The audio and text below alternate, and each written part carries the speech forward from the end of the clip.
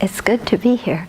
I first came to the temple in 1989, and that's when I met Venerable Jendi, so we've grown old together, except she still looks the same. And, have been able to come here off and on over the years, so it's always quite nice to come back. So tonight we're going to be talking about the Compassionate Kitchen, which is this small book that just came out, published by Shambhala. And I always like to start talks with sitting quietly for a few minutes, watching our breath, letting the mind settle down from talking and running around all day to doing something a little bit more serious. So just check in with your body for a moment. See if there's tension or tightness anywhere. And if there is, then release it.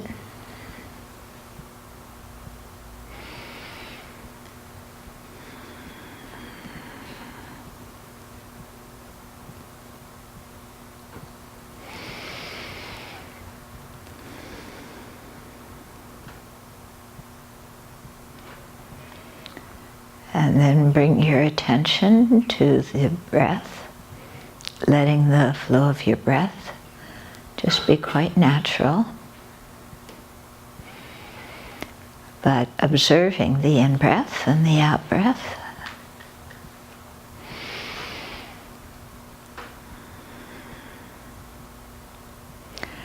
And especially as you're watching the breath, be aware of how it's changing and never remains the same.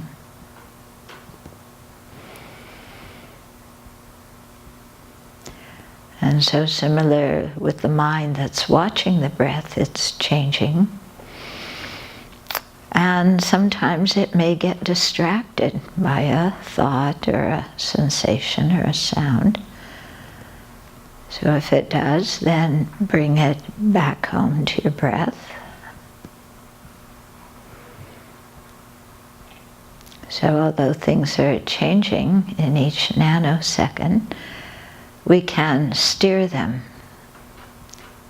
to go in a constructive direction. So let's do that and just keep the mind on the breath. And in that way the mind settles down. And then after that we'll have the talk. So we'll do this just for a few minutes. So watch your breath, be aware of its changing nature. Bring it back if you get distracted.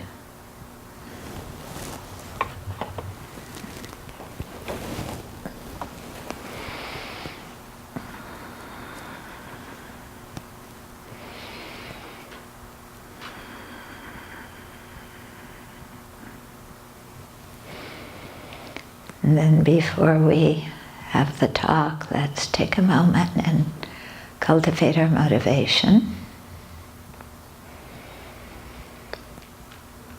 And think that we're here to share together this evening so that we can learn about what causes happiness and what causes misery.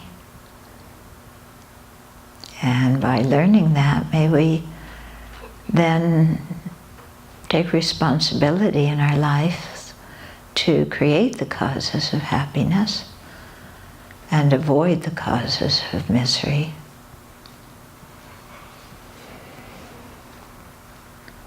And let's do this not only for our own welfare,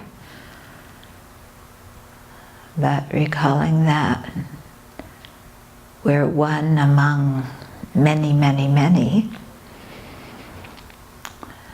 Then let's work for the welfare of all living beings. Because if we can progress along the path to Buddhahood, then we can become a very positive influence on others, Whereas if we just let our heart and mind wander around, chasing after things, then we can become a source of misery for self and others. So let's really put our intention and our actions in the same direction, thinking of the long-term welfare of all living beings. So that what we're doing together tonight is one step going in that direction. So take a moment and generate that as your motivation for being here.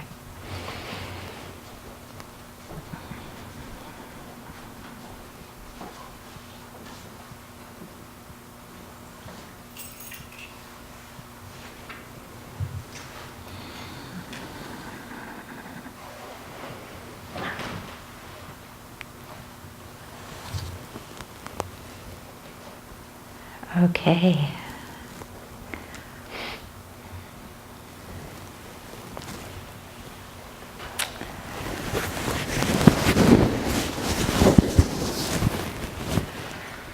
Okay. So, just to give you a little bit of background on the book and how it came into being, is it began with absolutely no intention to have a book. But as many things happen in our life, things go the way we didn't initially think they would. So I've been living at Sravasti Abbey since '03, and we have a certain way that we work with food at the Abbey. And so we have talks before lunch every day, even though the talks are called the Bodhisattva Breakfast Corner. Doesn't matter, not before breakfast, it's before lunch. But so one time over a period of days, just kind of talked about how the meaning of food and how we relate to food at the Abbey. And these talks were videoed, and then later somebody transcribed them, and then somebody said, oh, why don't we do a book? Okay, so people are always giving me a lot of work to do. And so it got turned into a book and added more material and so on. But the basic idea behind it is the idea of generosity and compassion. Yeah? And from one culture to the next, across the board, food is a symbol of generosity and compassion. Isn't it? Yeah?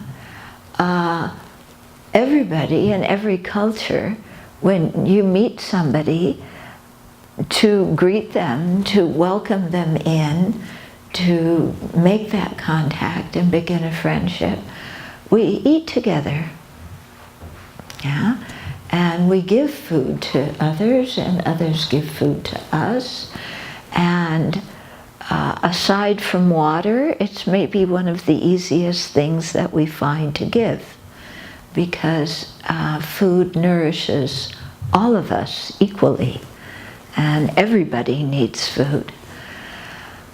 So just within the whole idea of food, there's this idea of sharing and generosity and people bonding and coming together.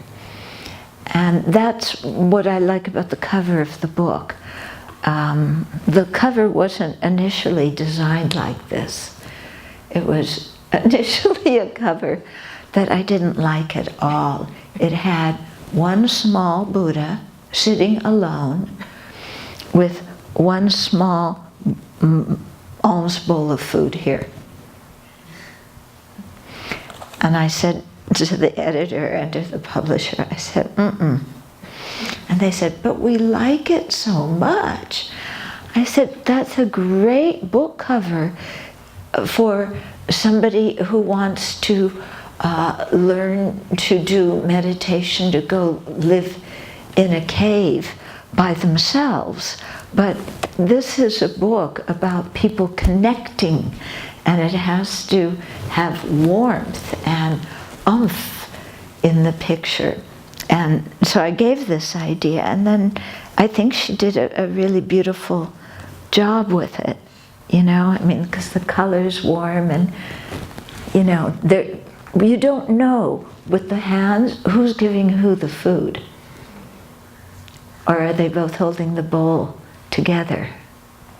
Yeah. So this thing of connecting with other living beings, it's what we all want, and yet we all find it so difficult. Yeah, especially in our culture today, where we hardly have time to talk to people, you know, and instead of talking, you know, you text, and then you're on to the next thing, and they're on to the next thing, and you make an appointment to meet somebody, and everybody arrives at the tea shop and puts their phone in front of them, you know, and the time they're going to be together, so that everybody can answer all their calls and texts, talking to all their other friends who aren't there when they're with the people that they had to plan to be with. But then you never have a conversation because you're all texting to other people who aren't there. But God forbid you keep your phone, you know, hidden, and it's like, oh, that just doesn't go. Yeah. So the way people connect now is often so fragmented, and and like I said, I think this is what people really want more than anything, is to be able to connect with other people, and not in a fragmented way, but in a way where we really can open up to other people, where we can cherish other people, where we can trust other people, and where we can become trustworthy, and we can become caring, and we can become generous. Yeah, and I think that's what everybody wants. And so somehow we have to go to extra special efforts nowadays to make that happen. Yeah, because otherwise everybody gets up, sits in their car alone, driving to work, especially in this city, you know, or maybe you ride the light rail, but that's not going to be done for another 35 years.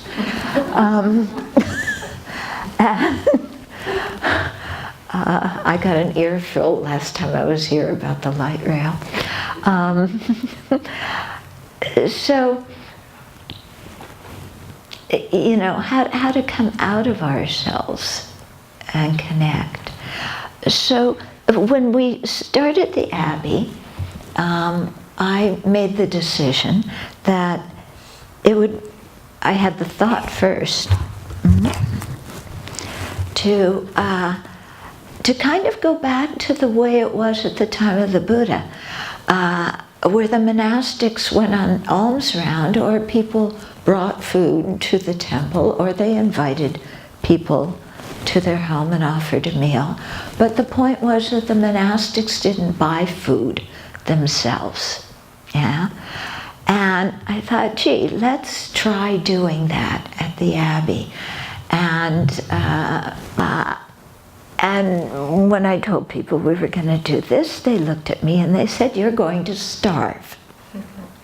Yeah, they said this with authority.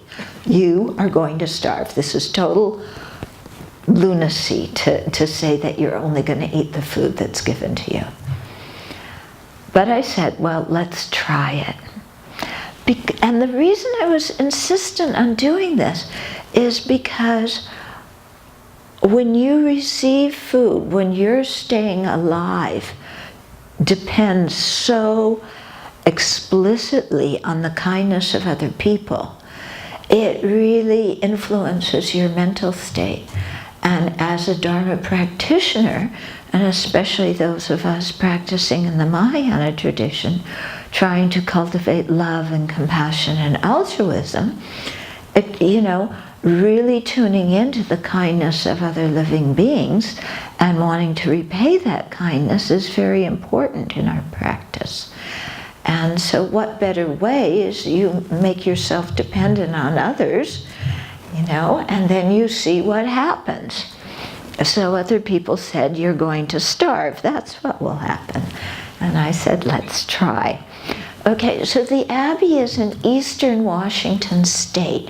When you look at the map and the coast is bright blue, our part of the state is bright red. Okay? So I think there may have been a couple of aging hippies who moved there, from who knows how long ago. But extremely conservative. People didn't know anything about Buddhism. But let's try. So moved in. Okay, the first residents were me and 2 cats. There was enough food for the cats. But when I came, opened the door, the kitchen was filled with food by 2 people who were helping to get the Abbey ready, who I never met before. So right at the very beginning, there was 1 friend there, and then 2 people who I had never met before who filled the kitchen. And then somehow people just, people would drop by and they'd come to visit and they would bring food.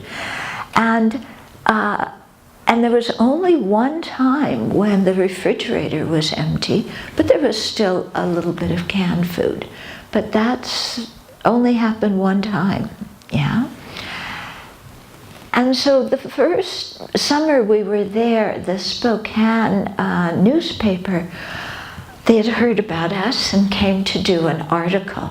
And so we talked about, how we do food like this and only eat the food that's offered to us. And they did an article, in the Sunday paper, the lifestyle page, and they did an article about us. And then a day or 2 later, somebody drives up with an SUV full of food, totally crammed with food. Somebody we didn't know who read in the newspaper about what we do and felt inspired and wanted to bring food. So when you live like this, you really experience the kindness of other living beings, and you see how dependent we are on one another. And so as monastics, we're dependent on other people for food, but we're not just, kind of leeching off other people. The way the Buddha set it up is we have a responsibility too towards the people who provide food for us. And our responsibility is to keep our precepts, to practice well, to study the Dharma, to contemplate it, to meditate, and then to teach it and pass it on. And that's how it was done at the Buddhist time. People would offer food at the end of the meal. The Buddha or, whoever, the monks or nuns who were offered food, would give a Dharma talk. And so there was mutual dependence in this way. It was quite a beautiful relationship. And so that's how we set it up at the Abbey. And then, as things went on, there were people who lived far away who wanted to offer food. So sometimes we would get care packages. Then they wanted to send money to somebody who lived nearby who could go shopping, because what's the use of buying noodles in Missouri and paying the postage for them to come out here? Buy them, here. And so some of the people locally got together and formed a little group and started taking turns. They would call us once a week and say, what do you need? And we would tell them, and then they would buy things, and then people from far away could give money to them, and they would buy food and so on. And then those people asked that we write little verses for them to use before they go shopping.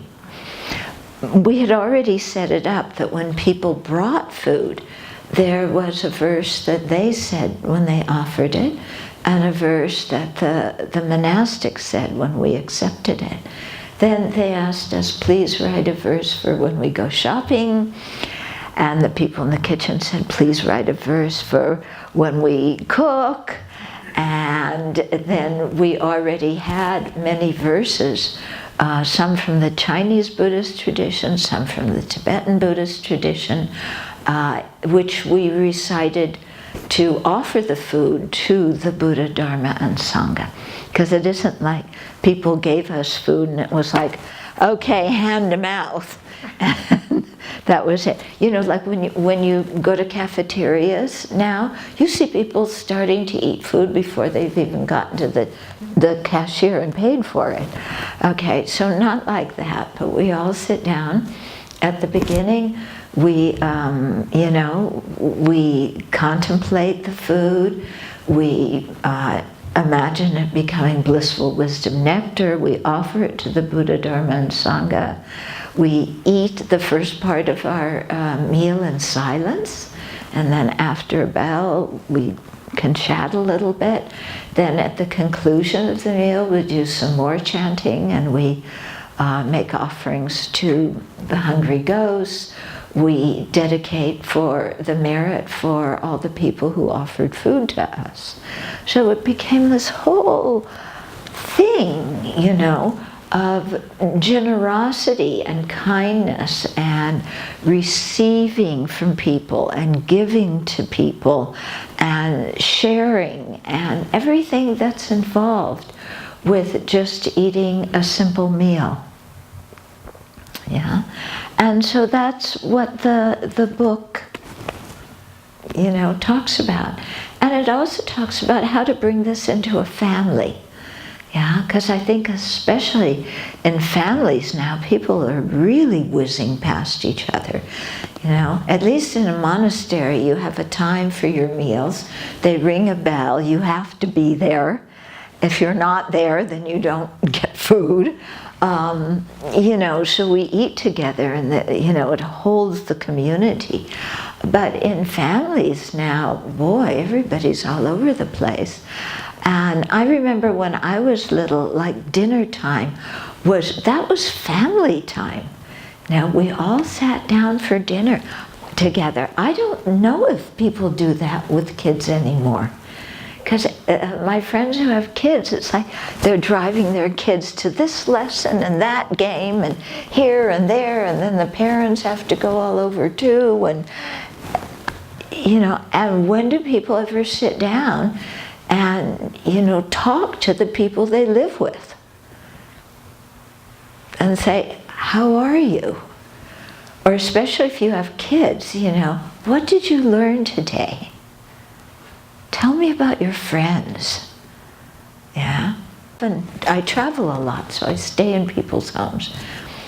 And it seems to me that sometimes parents have become more like drill sergeants than anything else.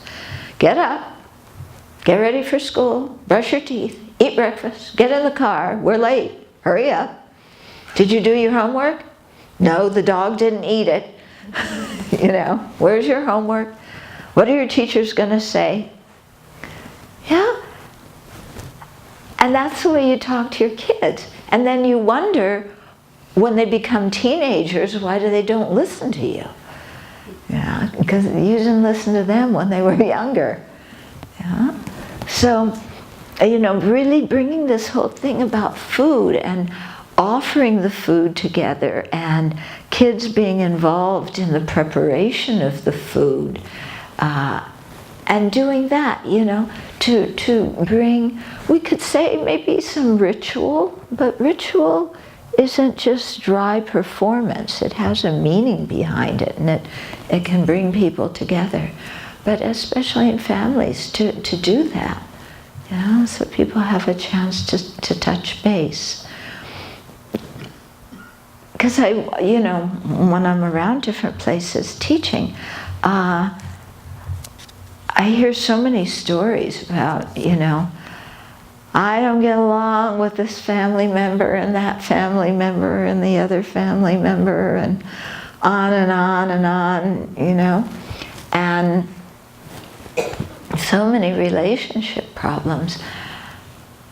And then, if you stop to think about it, in a family, these are supposedly the people you cherish the most, who your life is most connected to.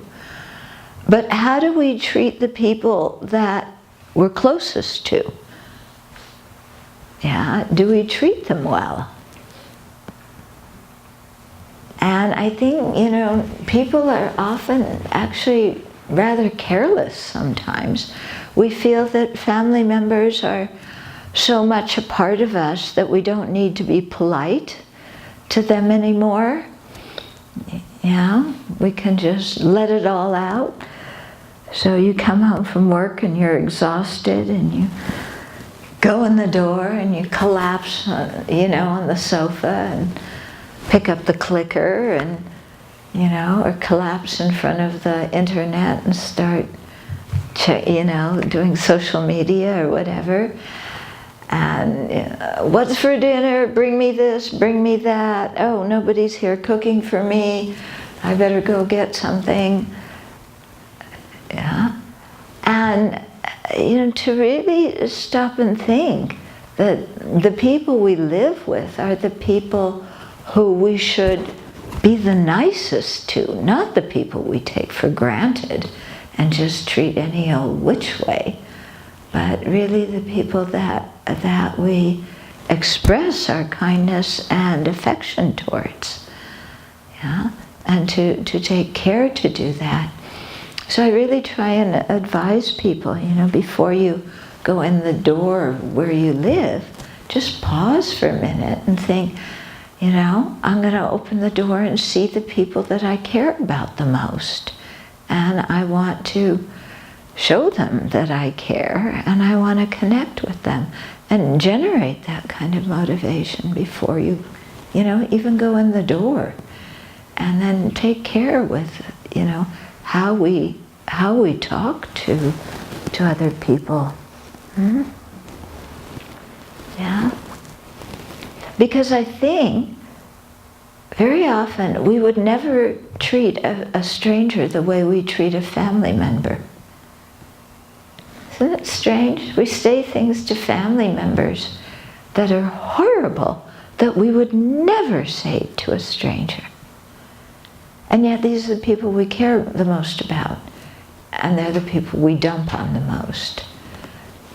So, to bring our energy in a little bit and try and remember what's important, and use food as a time to come together and share and talk and support each other.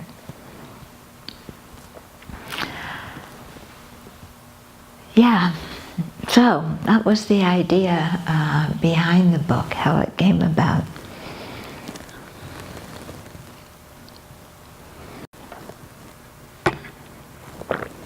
It took a while to come up with a title.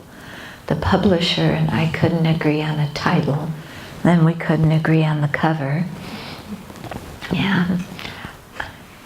You think writing books is great, easy, you just write something, they publish it.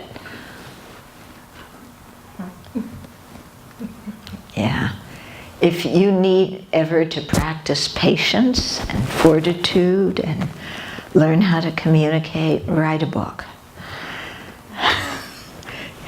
there's so much discussion that has to go into it. And yeah, and you write something and then it comes back with all their corrections written all over the place because they didn't understand what you were saying, and then they change your writing style, and they,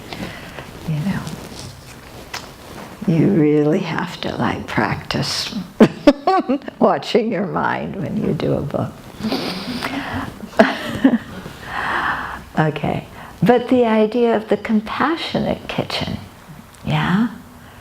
That at this, food is what nourishes our body, and compassion is what nourishes our heart. And we take time every day to nourish our body, and we need to take time every day to nourish our heart. Yeah. And so to come back, to compassion and to actively cultivate compassion.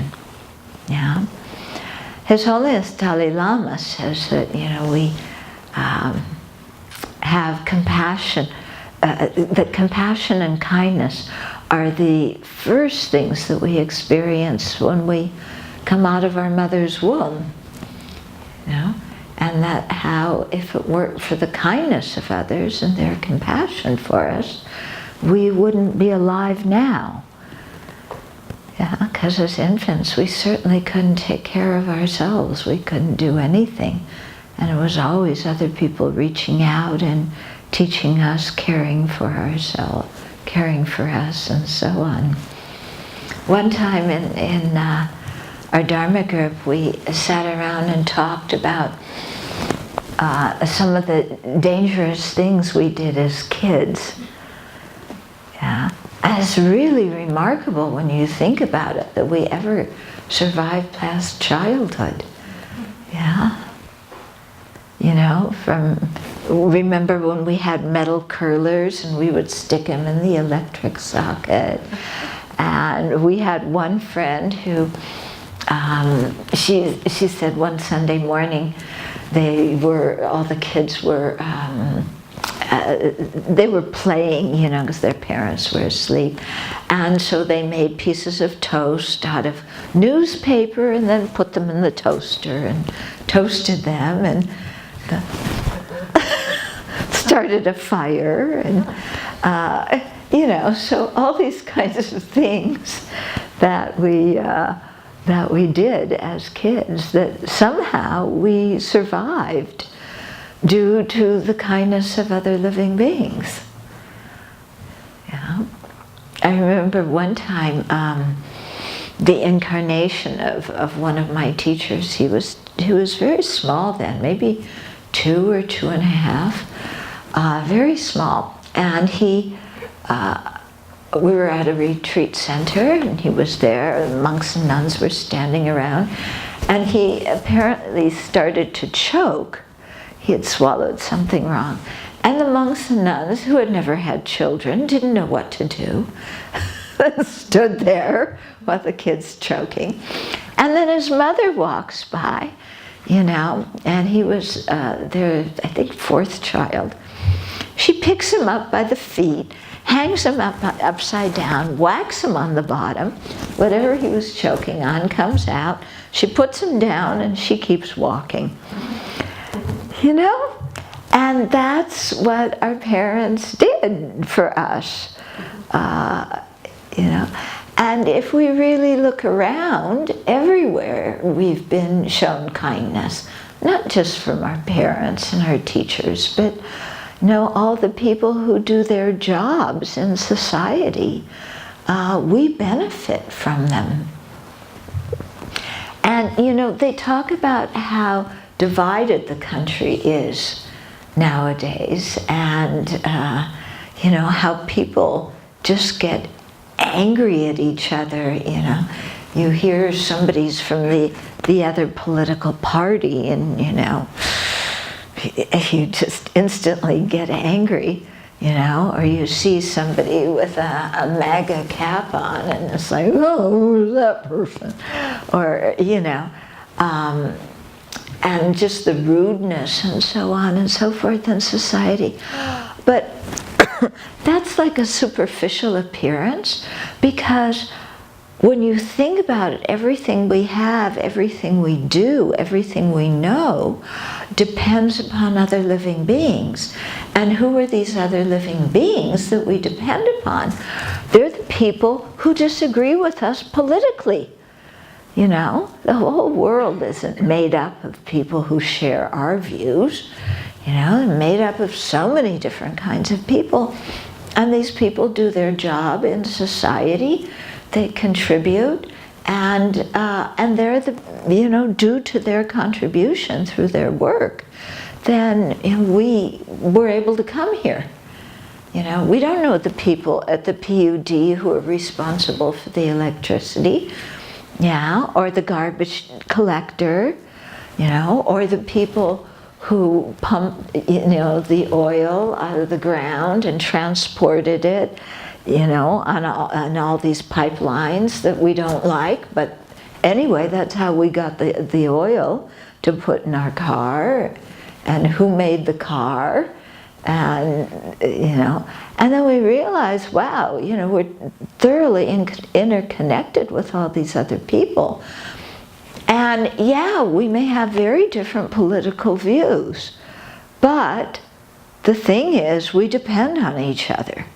And so not to just look superficially like that, you know, and judge people because of their views and call people names and so on, but really see, you know, okay, we may have different ideas, we may have the same ideas, but the bottom line is we all need each other.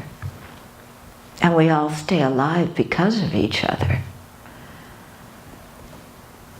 And so if we focus on that, then of course a feeling of compassion can arise for all sorts of other people who are quite different from us.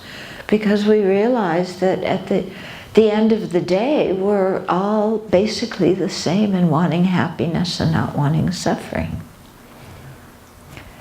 And I've said that, I gotta tell you, you know, sometimes in public talks recently, how we're all the same, we want happiness, we don't want suffering. We have to look past these superficial differences. And some people have gotten so mad at me, especially the college students. Yeah?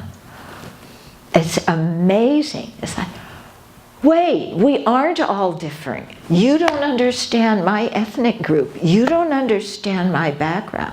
You don't understand my racial group. How can you say we're all the same? We're not all the same. I'm different. My group's different. You don't understand my group. You don't listen. Yeah, we're not the same. I want my individuality recognized. The first time this happened to me, it was at Harvard of all places, you know? And these kids, I couldn't believe it.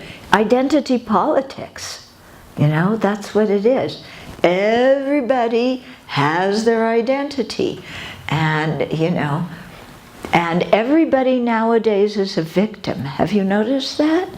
Everybody's a victim. Yeah. Even the people that we used to say were the ones who had all the privilege are now declaring themselves victims. Yeah, everybody's a victim. Everybody doesn't feel understood. Isn't it true? Yeah, everybody's screaming nowadays. Yeah, you don't understand my group.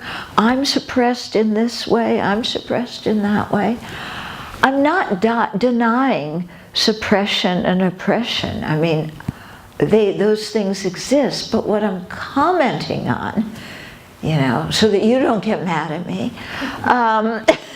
what I'm commenting on is, yes, those things exist, and we have a choice. We can emphasize how we're different, or we can emphasize how we're alike.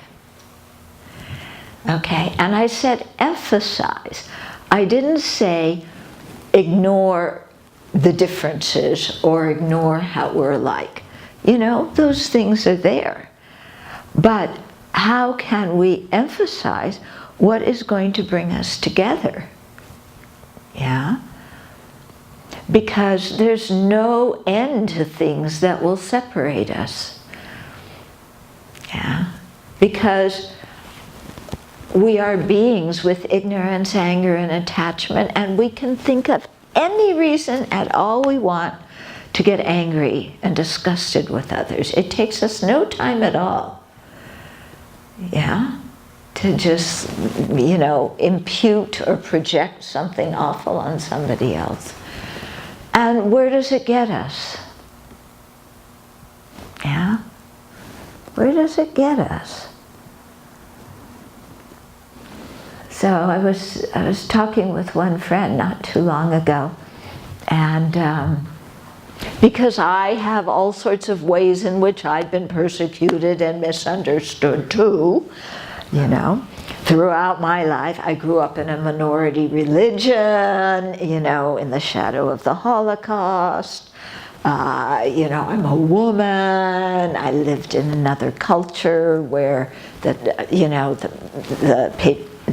Tibetan culture is quite patriarchal, and on and on. I could make you a whole story about how I've been misunderstood my whole life. And at one point I was talking to this friend and I just said, I am so sick of doing that. Yeah, I'm so sick of playing that role.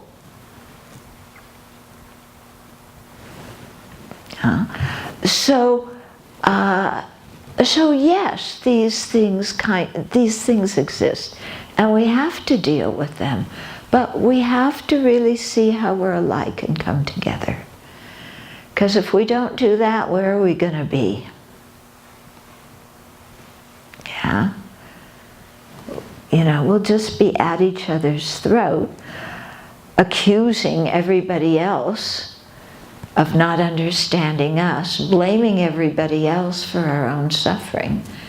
And, you know, everything's just gonna, you know, go downhill from that.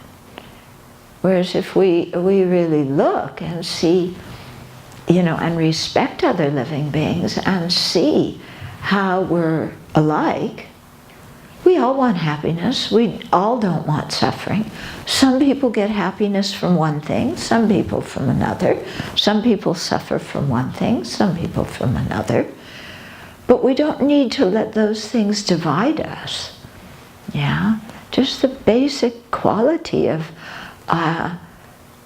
being a living being. Yeah? Staying alive.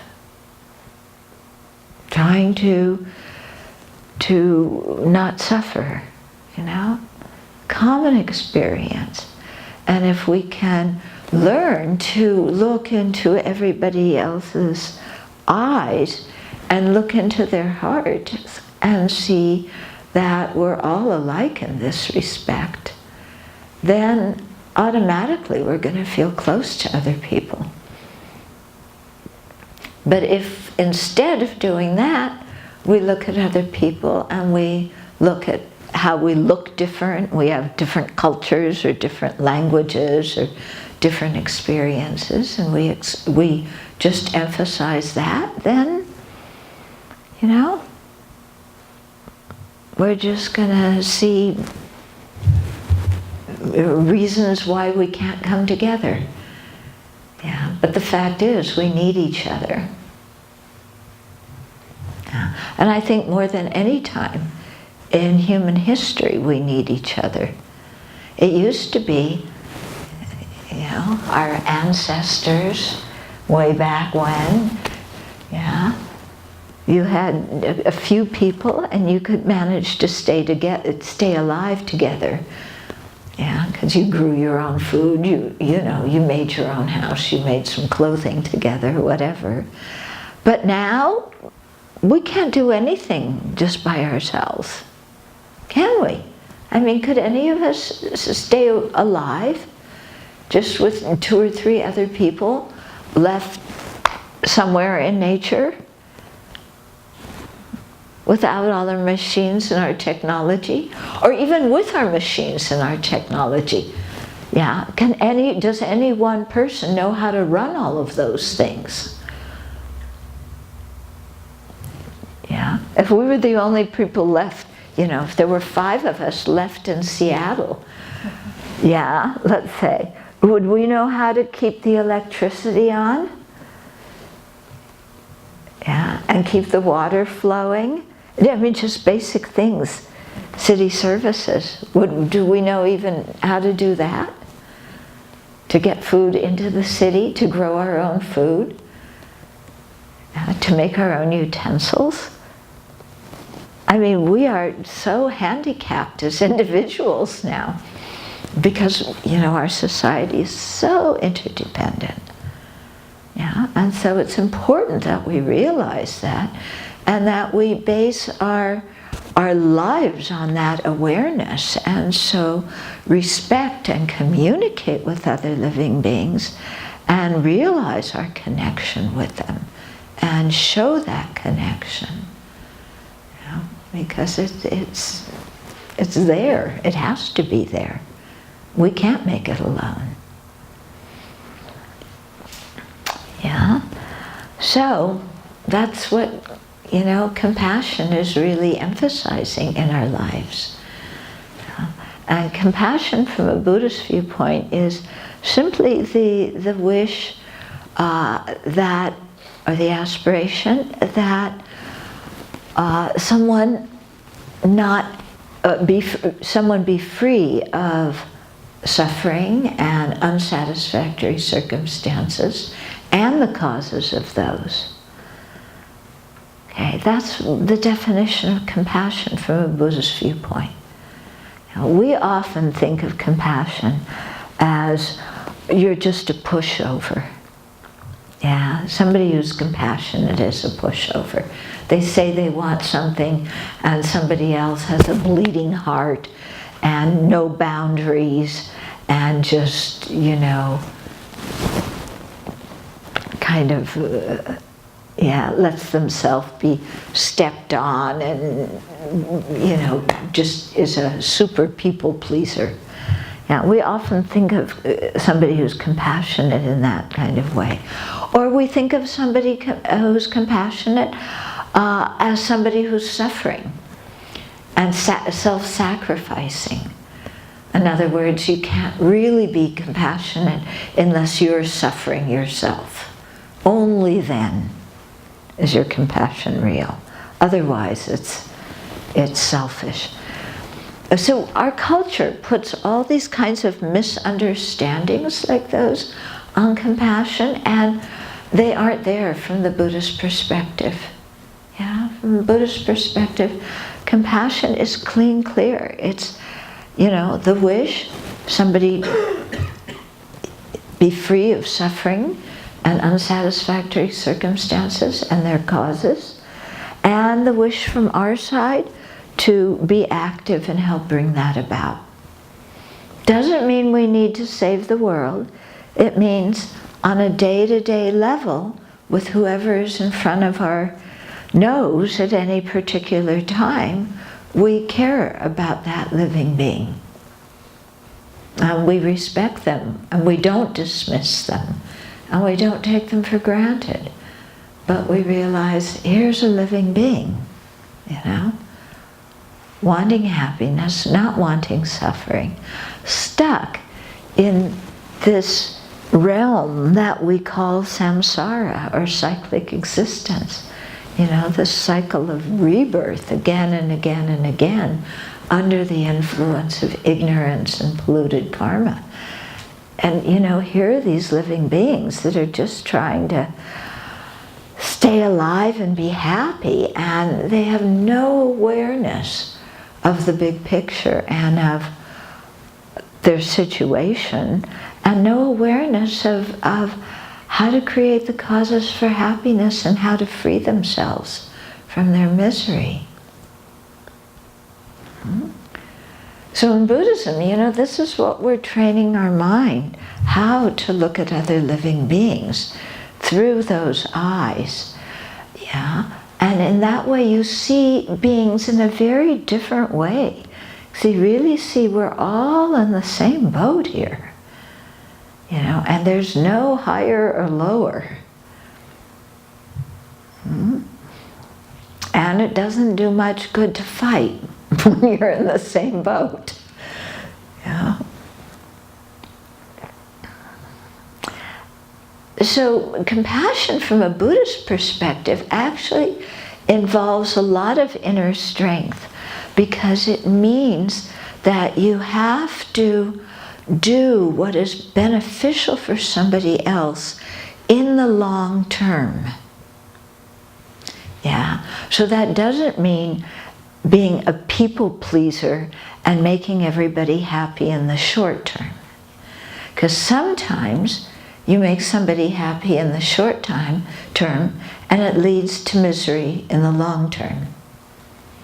I think parents know this. Yeah? If you give your kid everything they want in the short term, your kid's not going to know how to function in society. You have to say no. And then your kid cries because they want popcorn, and you say, no, you can't have popcorn. Why not? Susie and Johnny across the street have popcorn. Why can't I? But you know that you have to, teach them how to bear the frustration of not getting everything they want, even though they may not like it. And so sometimes it is with our friends and adult family members too.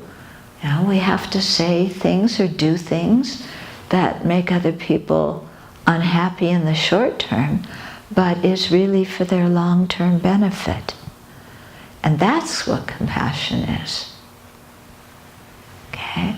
So compassion really involves sometimes being willing to risk a lot of things for the benefit of someone else, knowing that they may get quite mad at you when you're actually trying to help them.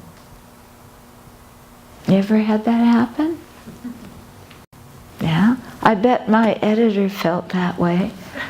They were trying to help me write a good book, and I don't like the way they edited the book, but they were only trying to help. Why can't I see that? Why did I say that? Okay? So realizing, I realized one time that most of the people I get mad at are people who are trying to help me, but they aren't helping me in the way I want to be helped, or at the time I want to be helped. But their motivation is to help me. But I get mad at them because they aren't helping me in the right way, the way I want it. Yeah, that's kind of dumb on my part, isn't it? Yeah, it's really dumb. Okay, so this thing of compassion, really having that connect us at the heart and share. Okay, so compassionate kitchen, nourishing our body, nourishing our hearts. So I've talked for a while. How about if we open it up? You may have some comments or questions or whatever.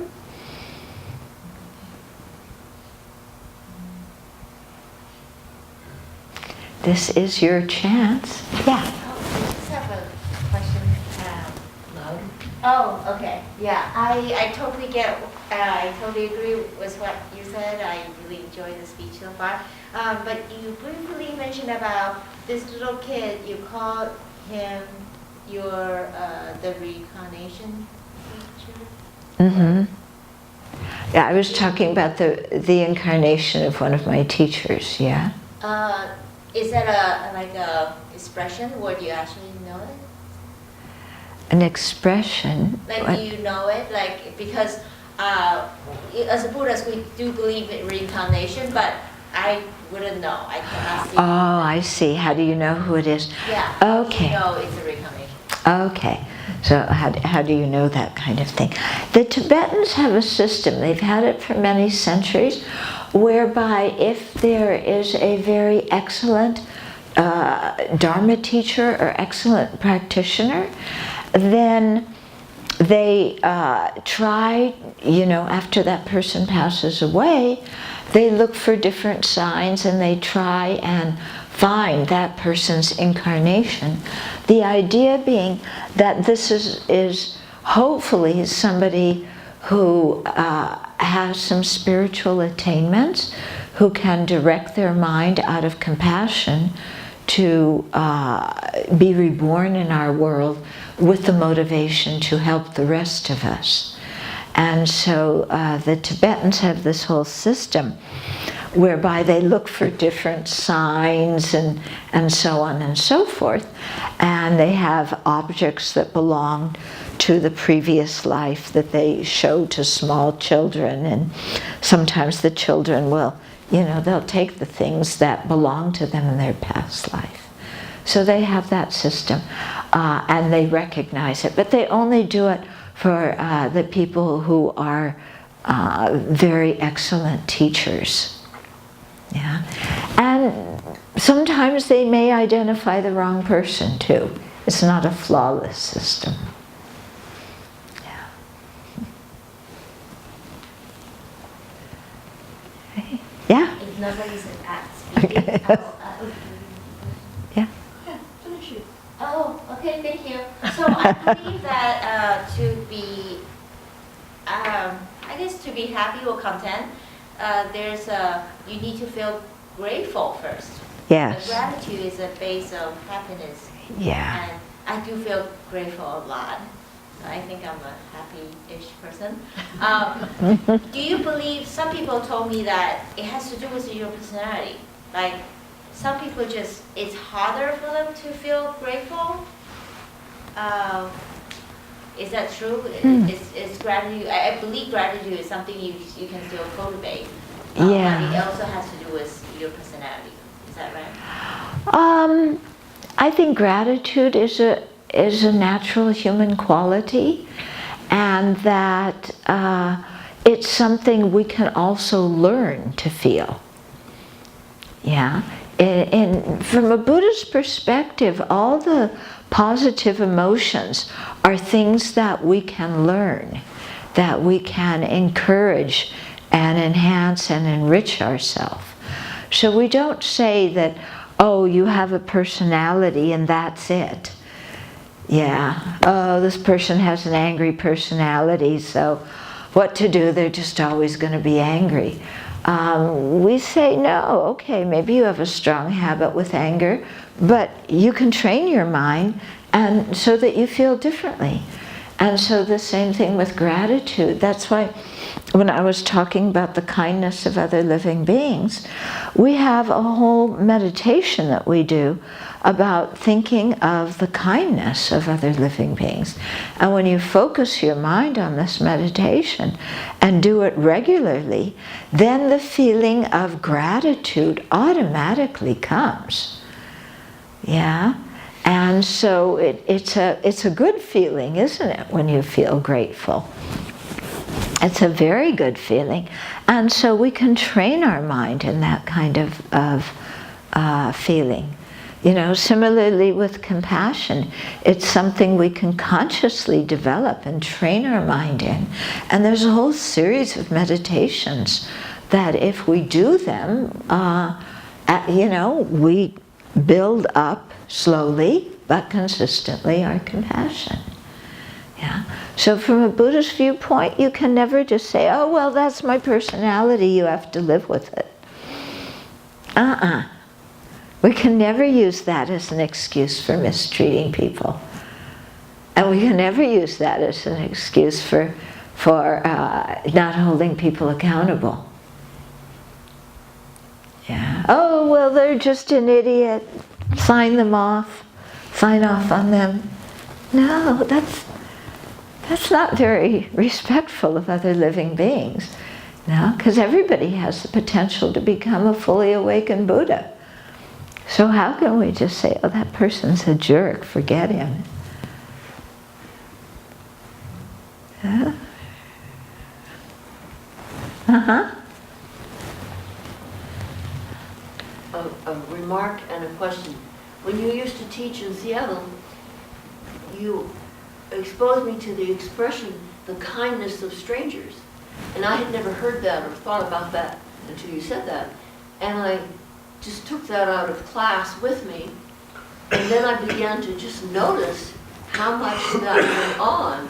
And it was just incredible.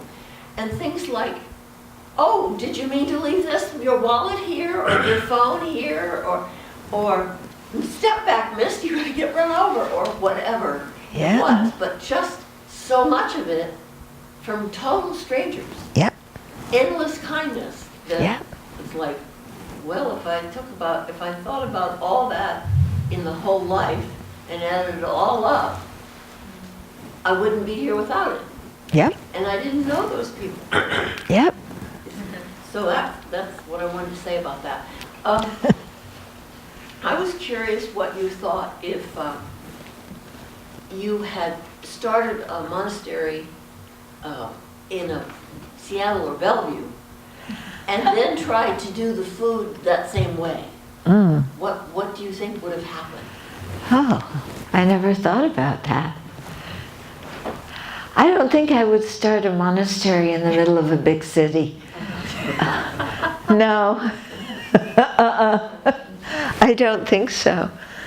But it would be interesting, if you did that and then, really devoted yourself to the people in the city and established a good relationship, then probably food would pour in and you could have a soup kitchen and turn around and give it to other people.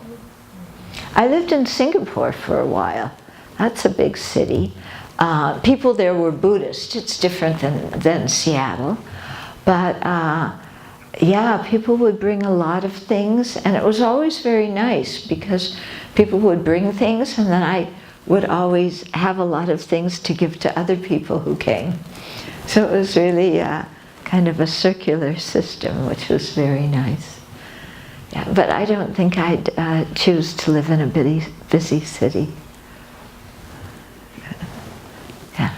I was wondering, I know you said you've already talked a lot, however, I was going to ask if you would read a little excerpt from the book. Have what? Read a little excerpt from the book.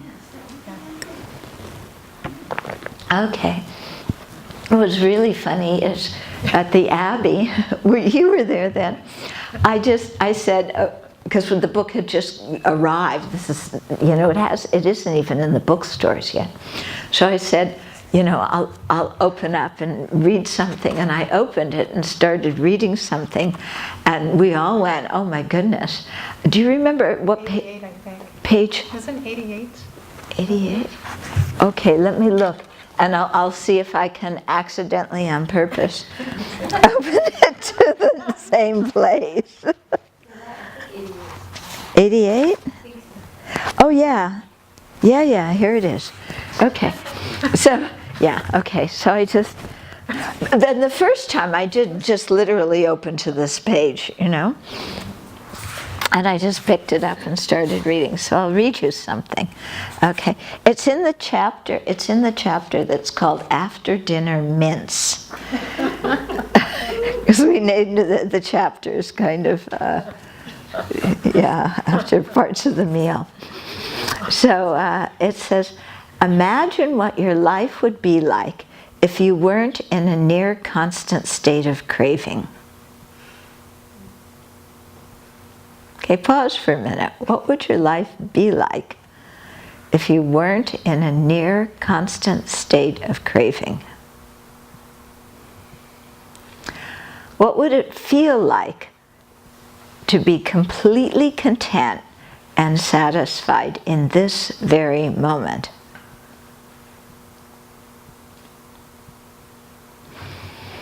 Imagine feeling in the depth of your heart that who you are, what you do, and what you have is good enough.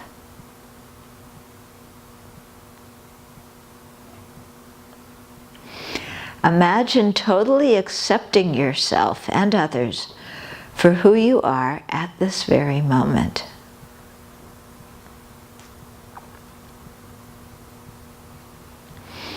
Of course, you can still try to improve in the future, but there's no hunger and thirst driving you to get something from outside, a possession, praise, sex, whatever, to validate your existence and prove that you are worthwhile. Imagine that your self-confidence is based on knowing you have the Buddha potential and that your kind heart, compassion, and generosity give you a sense of deep fulfillment.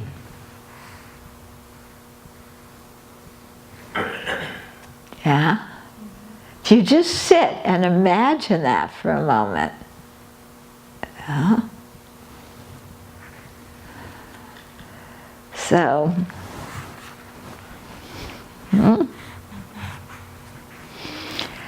so I guess I should open to another page. You want to open to a page? Okay. You can open. I'll pick out the bookmark.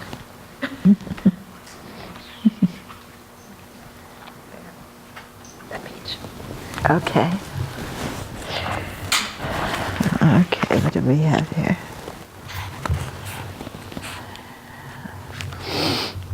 Okay. There are countless hindrances and obstacles to meeting and practicing the Buddhist teachings. To avoid these, we must make strong aspirations and dedications to continually, in all our future rebirths, meet the three jewels, to have conducive conditions to practice the Dharma, and to have the wisdom and joyous effort to take advantage of this fortune.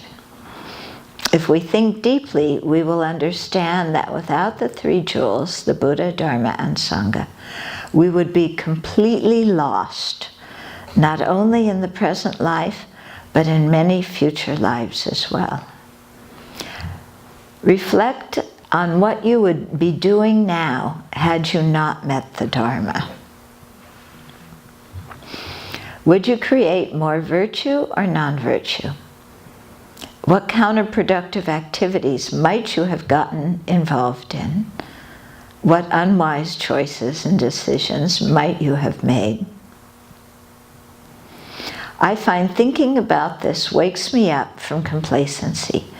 It helps me to appreciate my present circumstances and to resolve to use them well without taking them for granted.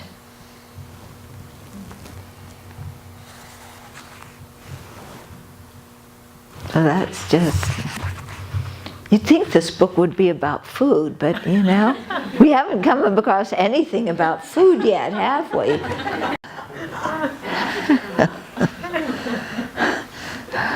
So, yeah.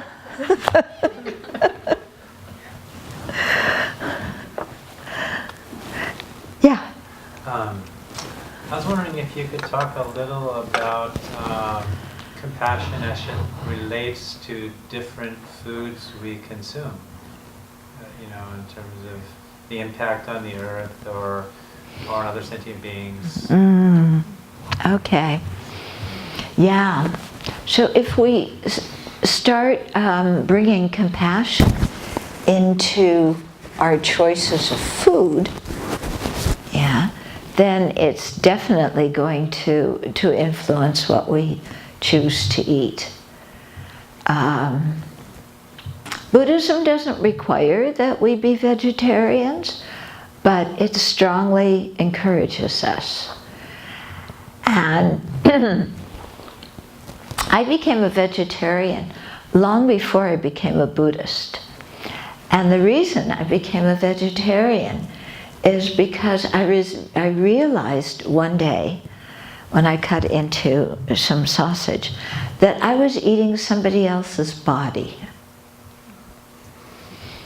And And I thought, you know, I wouldn't give up my body for somebody else's lunch. Why would I expect somebody else to give up their body for my lunch? Yeah, so that's how I became a vegetarian, because it was just, you know, it's like, no, I don't want to eat somebody else's body.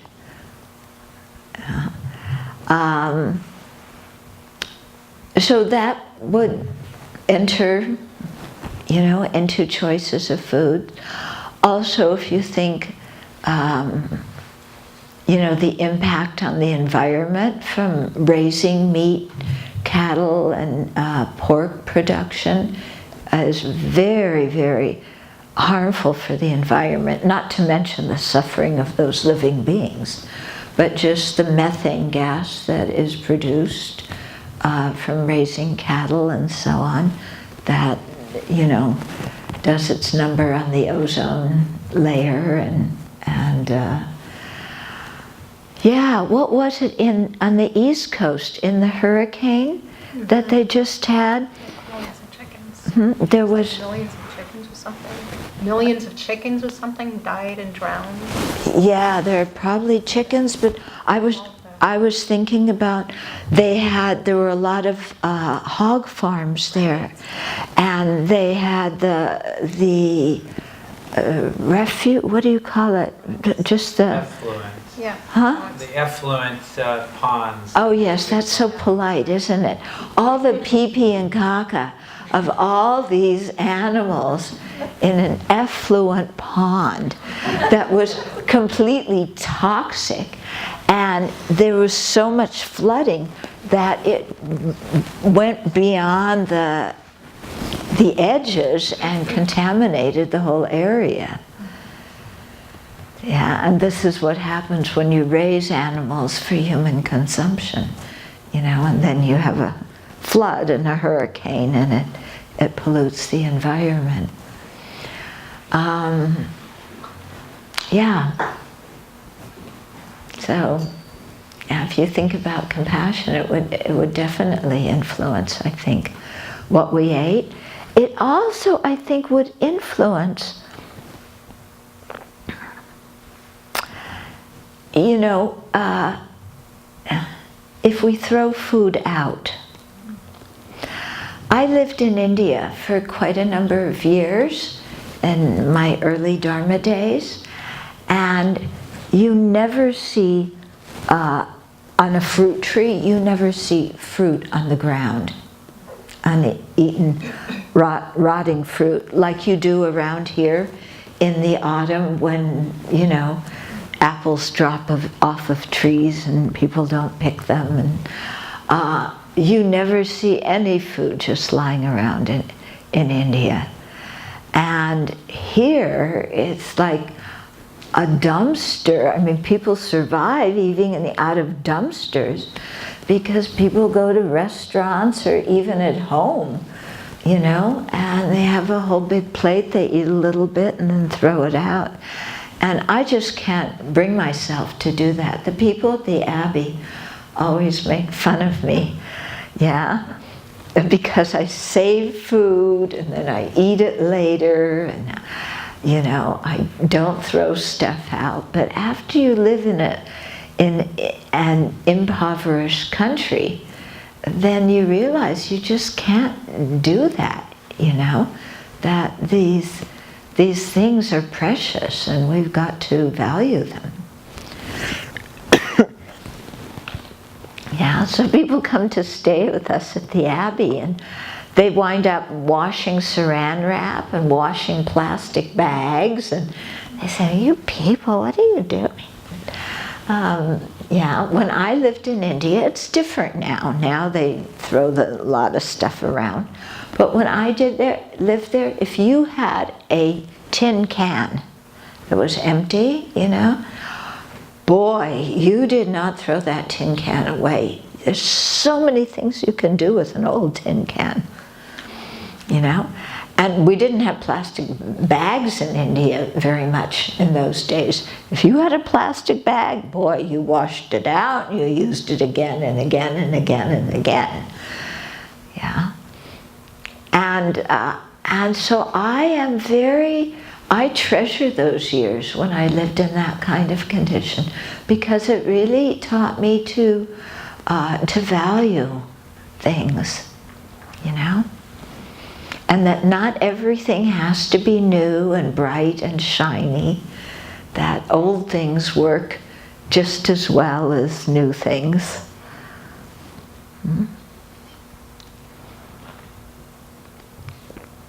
Hi, children. I have a question about women in the Dharma. And I'm thinking, we just had the midterm elections and all these women have been elected, and it's significant. And then it seems to me here in 2018, all the women, especially female monastics who are teaching, it's actually, when you're looking at a 2,600 year history, it's significant. And I wonder if you could talk about that a little bit, from your viewpoint, what's the significance of that, and also in terms of the Vinaya, the rules of monastics, and the ways that the Buddha sort of made women secondary in a sense. How do you work with that now? Do you think it would have been different, or what do you do? How do you hold it? Okay, so women in Buddhism, basically. Yeah? Boy, that's a big topic. Okay, I could talk about it for a long time. Basically, my philosophy is the Buddha's purpose was to help every single living being become enlightened. He didn't care, men, women, big, little, insect, human being, whoever he could connect with and lead them on the path, even in the tiniest, smallest way, he would do that.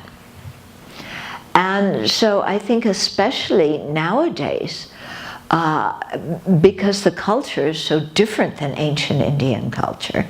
In ancient Indian culture, the women, had their role, and they were basically under the control of their fathers when they were young, their husbands when they were married, and then their sons when they grew older.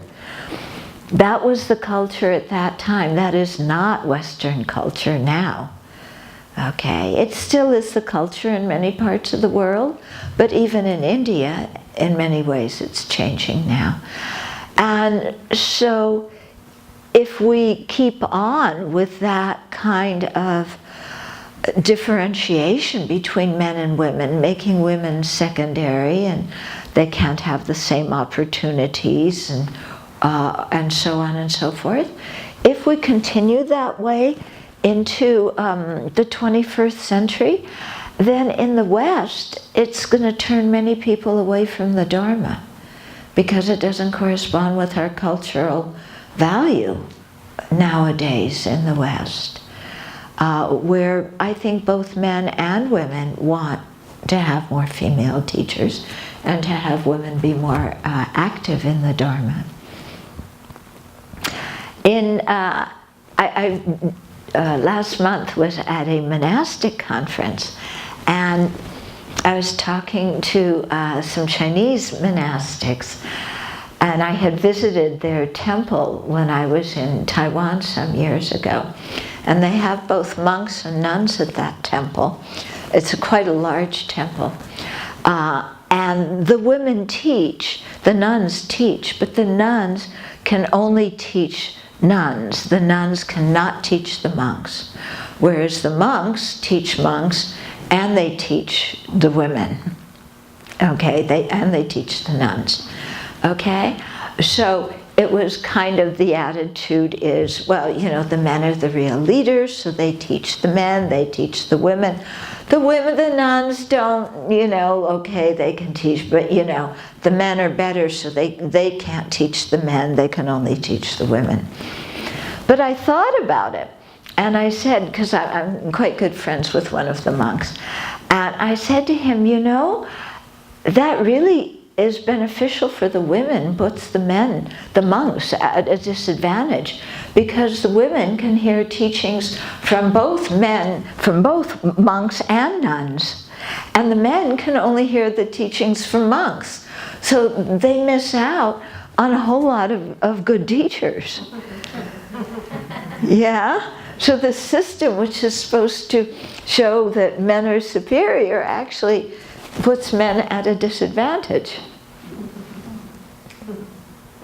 Yeah? What do you think? How did he react? Huh? How did he react? He thought about it. He laughed and then he said, "You're right." Yeah, he had never thought about it that way. But he was quite open-minded. Yeah? So, so at the Abbey we try and practice gender equality, except when there's heavy things to carry, then we let the guys do it. But the women carry a lot of heavy things at the Abbey too. Yeah. So, so it's something I think that's important. There's still a lot of work in Buddhist circles to do, not only in Asia, but also in Western countries. I go to many places where, the monks are sitting in front, the nuns sit in back. Yeah, the monks do the chanting, the nuns serve the tea. There's still a lot of that going on. Yeah. And just to follow, do you think there's a Vinaya, there's specific things that the Buddha said back then, does that need to evolve or change? Personally speaking, okay, my philosophy is, when in Rome, do as the Romans. So when I am in Asian cultures, then I do what all the nuns do, and I follow the rules, and I don't stir things up. Yeah, because it's not my culture, it's not my monastery, so I try and follow their ways. But here in the West, where it's my culture, then I think I can say something. Yeah, and about changing Vinaya, I don't think it's an issue of changing Vinaya. That's not how I see it. I see it as following the Buddha's intent. Yeah, because if you look, the Vinaya, okay, there's a lot of guidelines, there's a lot of rules, but you have to look at what was the Buddha's intent behind each rule, behind each guideline. And when you look at the intent, and you look at it from the perspective of ancient Indian culture, then those things make sense, okay? Because in ancient Indian culture, for example, if a woman was alone walking down the street in town, they thought she was a prostitute. So, okay, if you have nuns, you don't want people thinking the nuns are prostitutes. That's dangerous for the nuns. It's unpleasant for the nuns. They aren't prostitutes. So, you have to go with somebody else. You can't walk down the street alone. In America here, you can walk down the street alone. Nobody thinks you're a prostitute. Yeah. In terms of safety, what we do have at the Abbey is after dark, because we live in the middle of nowhere and the roads we don't have street lights, and if you have car trouble somewhere, it's going to be difficult. So we have a rule, if you're out after dark, 2 people have to go. And we apply it for men and for women. Yeah?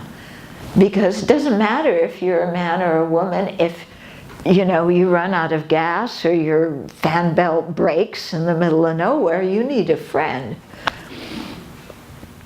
Okay, so so I see it very much as, what's the Buddha's intent behind things? not just looking at things as, well, what's this rule, and taking the rule out of context, because all of these things are embedded in culture, in the economy, in the politics of the time, and you can't take things out of context. Yeah. But that's my personal view, and many other people have different views.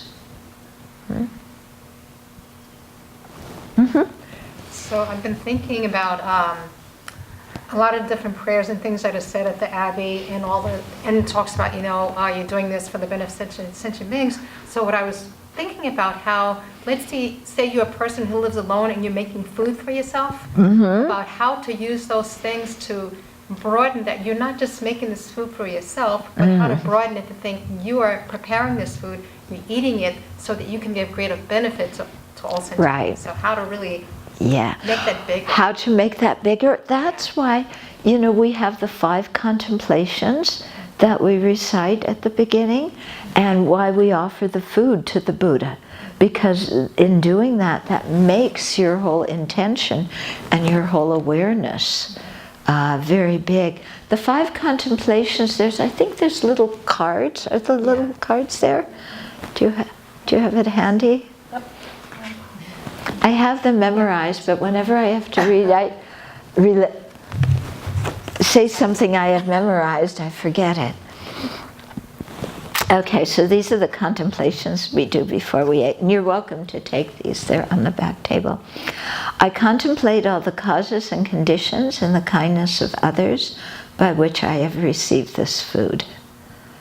So you contemplate, the immediate causes, but also the karmic causes that we created to receive food. I contemplate my own practice, constantly trying to improve it. The original way this is written in Chinese has to do with I contemplate the food, seeing if I am worthy of eating it, if I deserve to have it. And I changed the wording in that because in Western culture, if we start to think, people get all tangled up with this word deserve and being worthy of.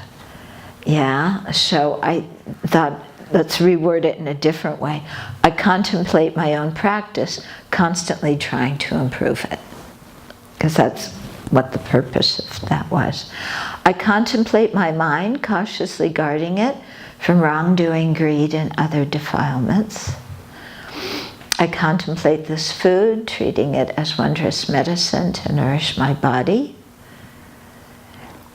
Yeah, so we aren't eating with attachment and greed and so on.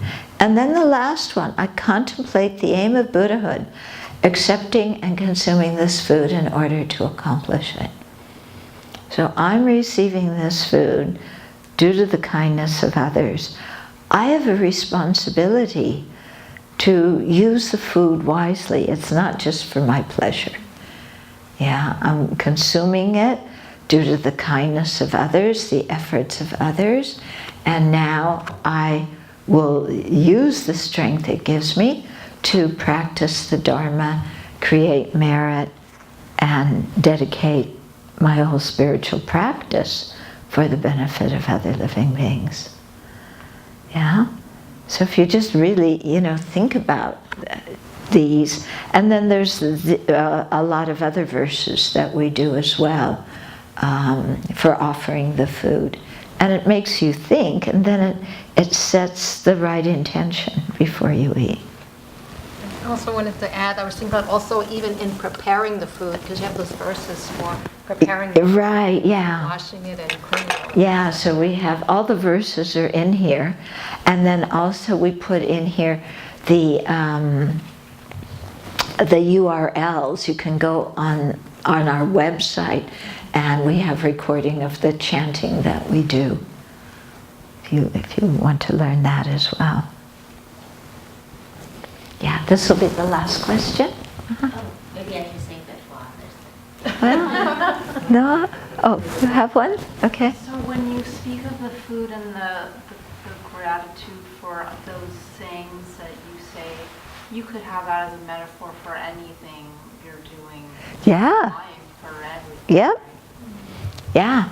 Yeah, for anything and everything. And I think that's what she was saying when she started looking around and seeing the kindness of strangers, how everything, you look at every single thing and it arose out of the efforts of other living beings. And when you really think about that, it's really kind of overwhelming, the sense of gratitude that we feel. Yeah? And we see that we've been the recipient of incredible kindness our entire lives, and that often we're so blind to that. Yeah? I have a silly question. At the Abbey, when people bring food to you, Mm-hmm. do they ever stay and prepare the food with you? Do they stay and prepare the food with us? Do they? Sometimes, yeah. Yeah, we have some people, actually some members from the temple who, they haven't come in a few years, but they used to come over and they loved to cook, and we loved when they cooked. Yeah. And and so at the Abbey, because we have courses and retreats, and so people come and stay with us. And they attend teachings, or they come even when we don't have a program going on, they can come and stay with us. And so when they do, then they join in the regular activities, and so they help with cooking and cleaning and everything. Yeah. Okay, we'll do your question as the last one. Okay, well, thank you so much. Thank you. So I bet everybody has the experience of, you have very good intention, but your actions still come out to be, others still perceive your action to be harmful or inconsiderate, and then you end up annoying or hurting other people's feelings. So what I do is I will reflect on my intention. And I don't want to be a people pleaser, right? If I reflect on my intention, I know my intention is pure, innocent, and kind and good. I mean, of course, I apologize, I try to make it up, but I can only do so much. And then, of course, people, if they don't want to take my apology or not letting me make up. I mean, what do you do in that situation? If you examine your intention, you know it's pure and kind and good. What do you do? Or I guess another question is, if the intention is truly good, why would the action be harmful? Okay. So sometimes we have a good intention, but then the action doesn't turn out so well, in the sense that maybe the other person is unhappy about it. So why does that happen? Question one. And then question two is, what happens if you apologize and try and remedy it, and the person doesn't, they aren't ready to talk to you, or they don't accept your apology? It's unfriendly on Facebook. On Facebook, yeah. So, sometimes, yes, we can have a good intention, but we are not omniscient. We don't know all the causes and conditions that are necessary to make something turn out the way we want it to turn out. Or, even to make it turn out as something beneficial. So all we can do is do our best with a good intention. And sometimes it happens people misunderstand us. Happens all the time, doesn't it? And people misunderstand. And so this is just, and we misunderstand other people. I know that's a shocker for you. But sometimes we're actually the ones who misunderstand. It's not the other people. Normal human interaction. And I think we have to expect it and then take the time to deal with it. Often we kind of think, well, everybody should understand what I say, and whatever I understood somebody else is saying, that must be what they said. So we start off with that assumption, and it's completely wrong. you know? So it's, we really have to slow down, and when there's glitches in the communication, try and take care of them. And sometimes, you know, it happens, we make a mistake. We may even have had a bad intention, and then we realize it later on and we have regret. And then you have to see, you know, is the other person ready to talk to me? You know, can I still contact them or not? Maybe they moved away, maybe they passed away. So you have to be sensitive, you know, sometimes somebody is not ready to be in touch with us yet. Yeah, so maybe instead we write them a letter rather than calling them up. Other times it's somebody that we see quite often, and we have to just go and, you know, say we're sorry. And, you know, sometimes they accept and sometimes they don't. But the important thing is that in our mind we feel regret, and in our mind we have changed our attitude towards those people. That's the important part, because we cannot control the other person. We can't make somebody understand us. We can't make them accept our apology. The important thing is that, you know, what we're doing is sincere in our heart. So to close, let's just sit for a minute. I call this digestion meditation. So think about something that you've heard so that you can take it home with you. So it's just a couple of minutes to kind of absorb.